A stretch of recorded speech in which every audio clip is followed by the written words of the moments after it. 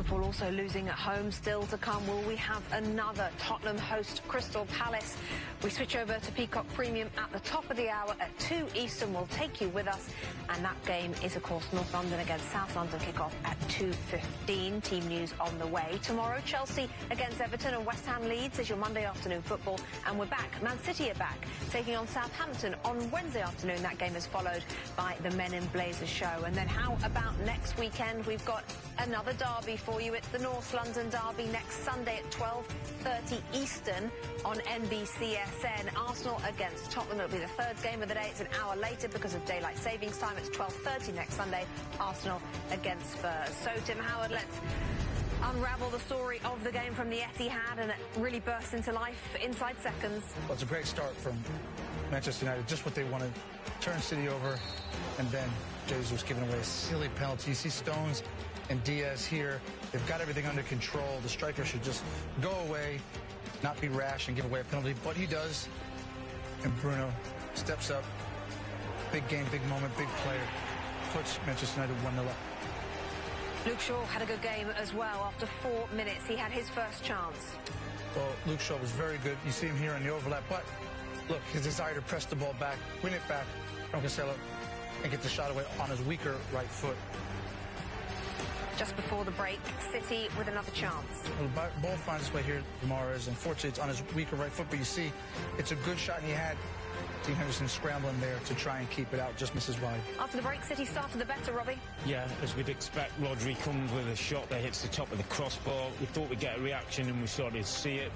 Comes from his defensive midfield position to hit the top of the crossbar. A little warning from Manchester United that there's still work to do, but really good throw by Henderson, goes over the press from Manchester City. And then it's all about Luke Shaw.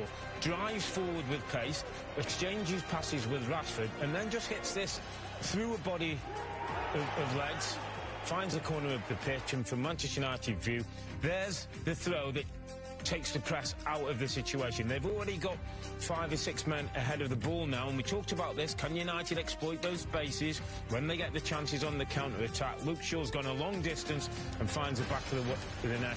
It's a fitter, more focused. I think he trusts his body now, Luke Shaw, and that was a hugely important goal that gave United the 2-goal cushion.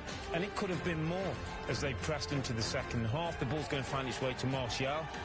Struggle for goals in front of goals. I think his manager said he's got to become a little bit more greedy and hungry to get goals inside that 18-yard box. It's a decent save from Edison, but Martial should be scoring on that opportunity. And then look at the commitment of the team today. This was a big part of what Manchester United did.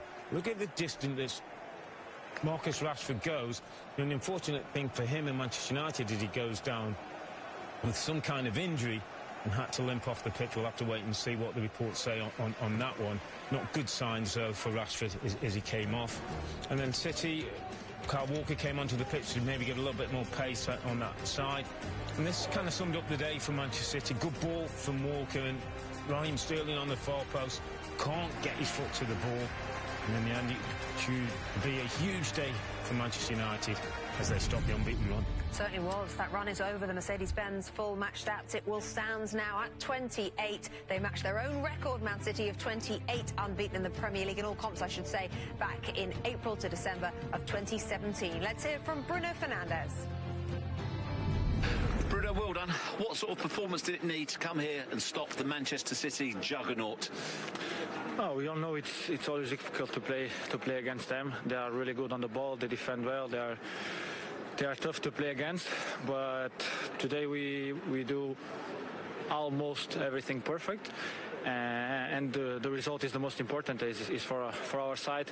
2-0. We are really happy. But for now, it's not about winning against City. It's now performing until the end of the season well and try to win every game. Did you get off to the perfect start? I don't know, because of course scoring in the first few minutes, maybe in the first minute, I think is perfect for because City have to try a little bit more. We have more space to counter, and we know one of our threats, or if the big threat we have is the counter.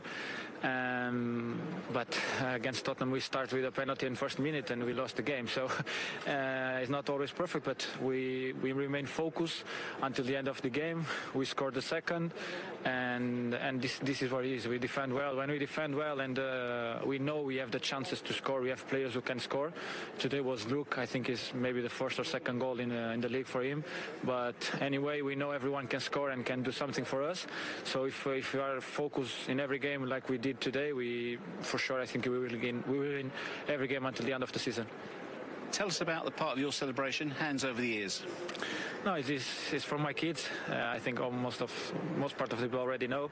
My kids are the best of my life, of course, and every time I score is for both of them, and of course also for my wife for supporting me in this difficult period, because I know everyone thinks for players it's a bit more easy to be training, play, but sometimes it's tough, and for the support they give me in all this difficult period is for them.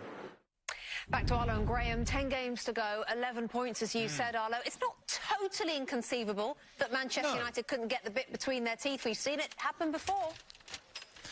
Well, we have. They hunted down Arsenal, didn't they, a few years ago in similar circumstances. Newcastle United in the great Sir Alex Ferguson days as well. That was nice by Bruno Fernandes, by the way, Fantastic. to thank and acknowledge his wife and his family as well for supporting him during these very, very difficult times. Look, that's a mega performance by Manchester United today. What was it built on for you, Graham? Well, hard work initially. They gave everything, both sides of the ball. In possession, I thought they made really good runs for each other, offered themselves as players to receive the ball under pressure. Bruno Fernandes being the best example of that. He's happy to receive the ball anywhere, retains possession well, and defensively they all dug in and took responsibility for their jobs, but also helped each other out. Rashford being probably the best example of that when he got that ankle injury, but he ran 60 metres to come back and defend when City had an overload. So tactically, they got it spot on. I think it suits their style to play counter-attacking against City, and obviously there's that huge rivalry. So they were really up for that game. You could see the hunger. Luke Shaw's had a tricky time of it. He had a nasty injury, didn't he? He broke his leg. He was on the wrong side of Jose Mourinho, it seems, from day one, and Louis van Gaal as well early in his Manchester United career. How impressed have you been with him and his renaissance? No, really impressed. And I think, again, he's an example of where players feel more confident in themselves when they believe that their bodies are able to cope with the game. You know, to be able to play 90+ minutes and not have to think at some point, oh my goodness, is my hamstring going to go? Is my calf going to go? Am I fit enough? I need a break. He's got a clear mind and he's able to deliver the quality that he has, and he's improving all the time. OK, Graham, safe travels home to you. Thank you. Manchester City in crisis. Rebecca, they've lost one in a row now, so that's going to be tricky for them to recover from. But they do have, as you said, an 11-point lead at the top of the Premier League table. We'll talk to you again soon. One on the spin. It's tough. Chaps, thank you very much indeed. Let's pick up on that Luke Shaw theme as Graham was talking there, Robbie. Yeah, I'm not sure if it's a good thing or bad thing that I'm thinking the same as Graham Lasso, but Luke Shaw was outstanding, Rebecca. This is the very early parts of the game. He's gone on the overlap. He puts good pressure on the ball, gets the right foot shot in, not the best, but at least works the goalkeeper. Good defensively, one-on-one against Mahrez, one of the informed players in the league. He dealt with that. Totally agree with Graham. I think he trusts his body now. He knows he's fitter, can go from defensive situations into attacking ones and make things happen. And he was there for the big, important moment of the game. The throw out from Henderson, takes a touch. He's in his own half now. He's running at full pace past Manchester City players. He rotates passes with Rashford and is the right place at the right time. Pound for pound right now, he's the best left-back in the country, and he deserves a lot of credit. It was a team performance today, but I thought he was the outstanding man. It's really interesting because Manchester United hadn't scored for 3 games coming into the match, and there was talk they dropped to 3rd spot, and then they pull out a result like that. That is the hallmark of the Ole Gunnar Solskjaer reign, isn't it? Just when you feel like you're losing him, he gets you back in. Yeah, and there's days like this that give you so much hope and belief in this Manchester United team. And I agree with Graham there.